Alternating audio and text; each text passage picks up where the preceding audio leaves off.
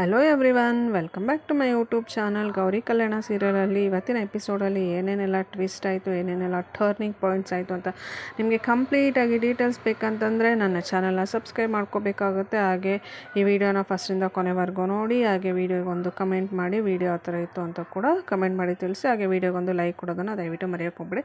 ಈ ಕಡೆ ವಿವೇಕ್ ಇದ್ಬಿಟ್ಟು ಬ್ಯಾಂಕ್ ಅವ್ರನ್ನ ಮನೆಗೆ ಕರೆಸಿರ್ತಾನೆ. ಬ್ಯಾಂಕ್ ಅವ್ರು ಬಂದಿದ್ದು ನೋಡ್ಬಿಟ್ಟು ಎಲ್ಲರೂ ಯಾರಪ್ಪ ಅಂತ ಕೇಳ್ತಾರೆ. ಆಗ ವಿವೇಕ್ ಸರು ನನಗೆ ಕರೆಸಿದ್ದಾರೆ ಅಂತ ಹೇಳ್ತಾರೆ. ಅದಕ್ಕೆ ಯಾವ ರೀಸನ್ಗೆ ಅಂತ ಕೇಳಿದಾಗ ವಿವೇಕ್ ಇದ್ಬಿಟ್ಟು ಮನೇಲಿ ಎಲ್ರಿಗೂ ಅಕೌಂಟ್ ಓಪನ್ ಮಾಡೋದಕ್ಕೆ ಅಂತಾನೆ. ಅದಕ್ಕೆ ಅನಿಕೇತ್ ಇದ್ಬಿಟ್ಟು ಮನೇಲಿ ಎಲ್ರಿಗೂ ಅಕೌಂಟ್ ಇದೆಯಲ್ಲ, 4-5 ಅಕೌಂಟ್ ಇದೆ ಅಂತಾರೆ. ಅದಕ್ಕೆ ಶ್ಯಾಮ್ ಇದ್ಬಿಟ್ಟು ನಿನಗೆ ಅವಶ್ಯಕತೆಗಿಂತ ಜಾಸ್ತಿ ಅಕೌಂಟೇ ಇದೆ ಅಂತ ಹೇಳ್ತಾನೆ ಅನಿಕೇತ್ಗೆ.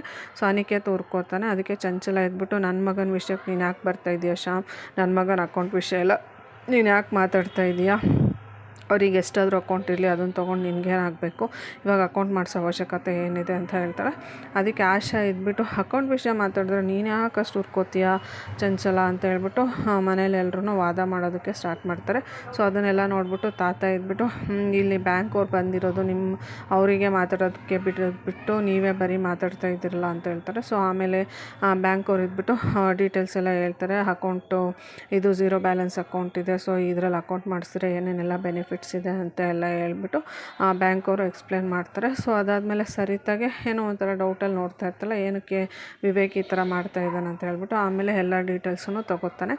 ಸೊ ಅಜ್ಜಿ ಡೀಟೇಲ್ಸ್ ಕೇಳ್ತಾರೆ. ಅಜ್ಜಿ ಇದ್ಬಿಟ್ಟು ಅಜ್ಜಿ ಡೀಟೇಲ್ಸ್ ಹೇಳ್ತಾರೆ. ಅವ್ರ ಹಸ್ಬೆಂಡ್ ಹೆಸರು ಕೇಳಿದ್ರೆ ಅಜ್ಜಿ ಫುಲ್ ನಾಚ್ಕೊಂಡ್ಬಿಡ್ತಾರೆ.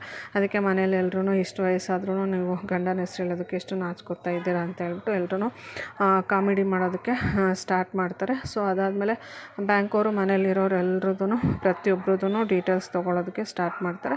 ಸೊ ಎಲ್ಲರದು ಡೀಟೇಲ್ಸ್ ಕಲೆಕ್ಟ್ ಆದಮೇಲೆ ಇವಳು ಗೌರಿದು ಡೀಟೇಲ್ಸು ಸಿಕ್ಕಿರಲ್ಲ, ಗೌರಿ ರೂಮಲ್ಲಿರ್ತಾಳೆ. ಸೊ ಅದಾದಮೇಲೆ ಆಶಾ ಇದ್ಬಿಟ್ಟು ಹೋಗಿ ಗೌರಿನ ಕರ್ಕೊಂಬರ್ತಾಳೆ ಕೆಳಗಡೆ.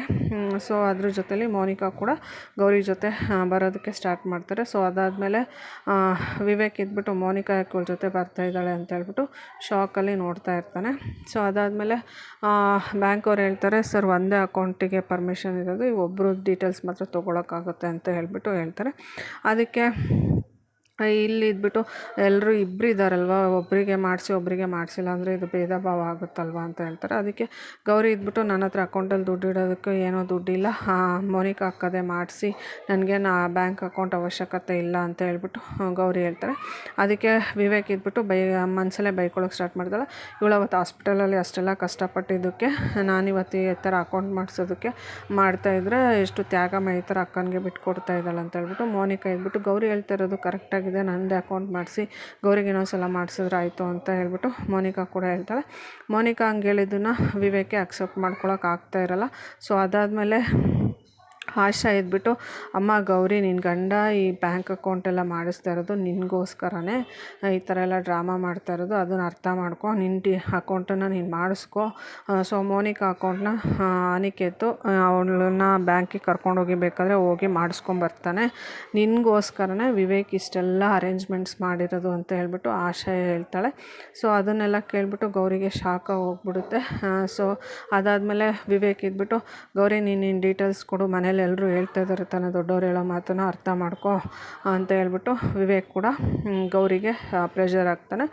ಸೊ ಗೌರಿ ಅಕೌಂಟ್ ಮಾಡಿಸ್ಕೊತಾಳ ಅಥವಾ ಮೋನಿಕಾಗೆ ಅಕೌಂಟ್ ಮಾಡಿಸ್ಕೊಳ್ಳೋದಕ್ಕೆ ಬಿಟ್ಕೊಡ್ತಾಳ ಅಂತ ನಿಮಗೆ ಡೀಟೇಲಾಗಿ ಗೊತ್ತಾಗಬೇಕಂತಂದರೆ ನೆಕ್ಸ್ಟ್ ಎಪಿಸೋಡ್ವರೆಗೂ ವೆಯ್ಟ್ ಮಾಡಬೇಕಾಗುತ್ತೆ. Thank you all.